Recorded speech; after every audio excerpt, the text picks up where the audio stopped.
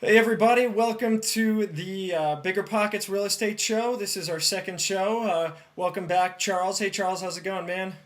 Hey, what's going on? Oh, not much, not much. Just having a nice, relaxing Saturday, enjoying the beautiful Colorado weather. So, are you one of the few people who haven't been ensnared in the big real estate fiasco? Oh, you mean talking the bailout, or are you talking about the Ponzi scheme? Which fiasco are we referring to? The Ponzi scheme, I think, is bailout too, because it's going to have to bail out like half the planet. That's a good How did point. the guy do that? How did he end up doing that? That's like amazing. Everybody's like mad at him and everyone's pissed off. We should be praising the guy. Who the hell in their right? Like, I mean, you have to be a genius to come up with a scheme to defraud people out of $50 billion.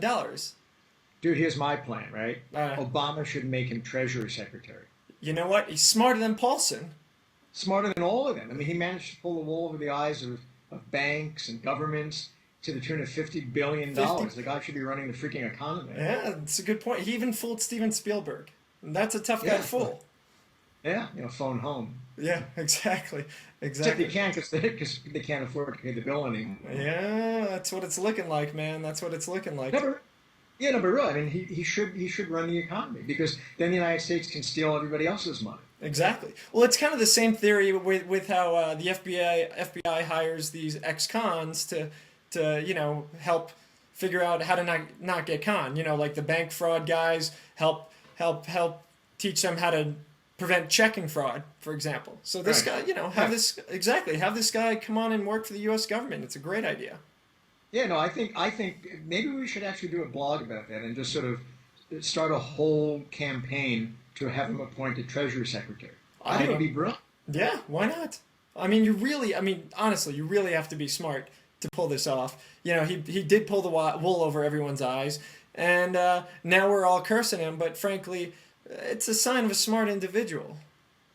Yeah, I mean, you see his properties here. He's got like a place in France, and got a place in Long Island, and Yeah, he's got a place in Manhattan. but That's now, great. now he's like a prisoner in his own home, even though the judge let him free, that he's got to hire a whole security team to make sure they don't firebomb his house. Yeah, nice jail he's in though. Yeah, not bad. Not bad at all.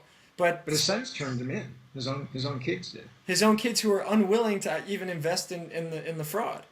because they're smart. Yeah. So, but yeah, speaking of all the housing stuff and bailouts and everything else, I kind of wanted to talk for a second about this housing bailout because we're hearing lots of rumbles. I'm hearing on the Saturday morning shows about how they're talking different plans on saving people's mortgages, saving people's homes. Frankly, a lot of people did get screwed. But there's definitely a lot of people who bought properties they knew they couldn't afford and shouldn't have been in. So, I've actually, on Fox this morning, they were talking about a plan to bulldoze homes to help stabilize prices in certain neighborhoods. Really? Oh, yeah. Oh, yeah. Bulldoze Swiss homes. Apparently, like Philadelphia and a couple other cities have Oh, plans. it's okay to bulldoze Philadelphia. Yeah. No, but so they're trying to stabilize housing, trying to stabilize pricing. They're looking to help people with mortgages and refi people who have are late on their mortgages. Well, what about me and the other guy who pays regularly, who pays on time? What are we gonna do? I was going to ask you, is there anybody on your block who had a subprime mortgage and is going to end up benefiting from this? Well, there's people who have subprime mortgages, but they may be paying, they may be foreclosing. There's a couple foreclosures in the neighborhood for sure. All right, so how are you going to feel if they end up getting bailed out? That's crap. That's absolute crap. Why should I, the responsible homeowner who pays his bills, not get bailed out too? Should there be a plan for the rest of us? Well, it's a good it's a good question. I So mean, what are you going to do though? well, that's the question. I'm going to stop paying my bills. Who There's can? another. Yeah. We can have a movement to have everybody stop paying their bills. Yeah, why not? I mean, I've got a what 750, 800 FICO somewhere in there. I'm pretty anal retentive about paying on time. Yeah, who cares? Why pay? You know, if we're FICO scores go into three digits. yeah, oh, you've got that five, huh? They go into three digits? Really? Absolutely, absolutely. Wow. Yep. Wow. I got a way to go. Yes, you do. What'd you say But yours was? don't worry about it. No. What did you say your FICO score? I'm you know upper 700s. Upper 700s. I'm Wow. I'm one of the elite, Charles. I'm I'm impressed. That's it's definitely well, but you know, I mean that it's not easy. Give me a loan. Give you a loan. Yeah. Now, if I had money to loan you, then you know we'd be talking about something else right now.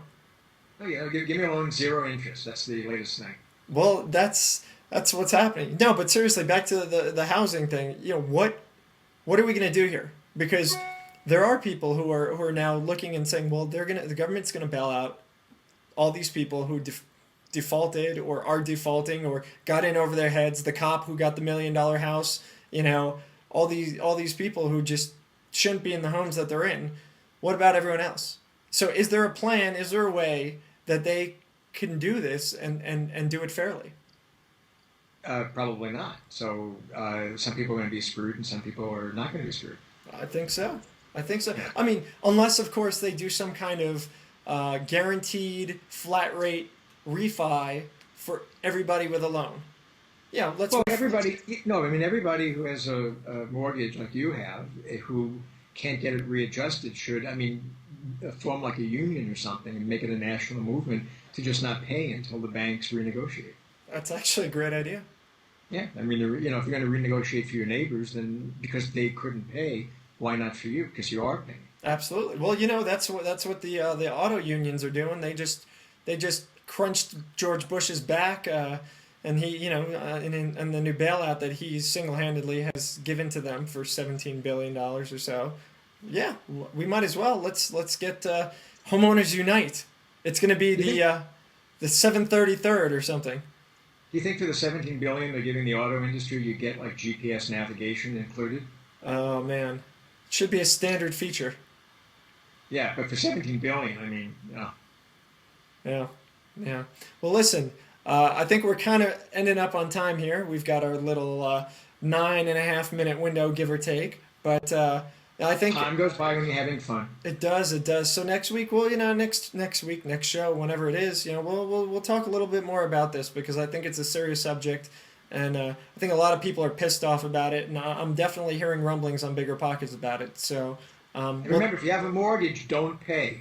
yes, be irresponsible because the Yeah. government teaches you to do so. All right. Well, I'm Josh. This is Charles. Thanks for watching, guys. Later.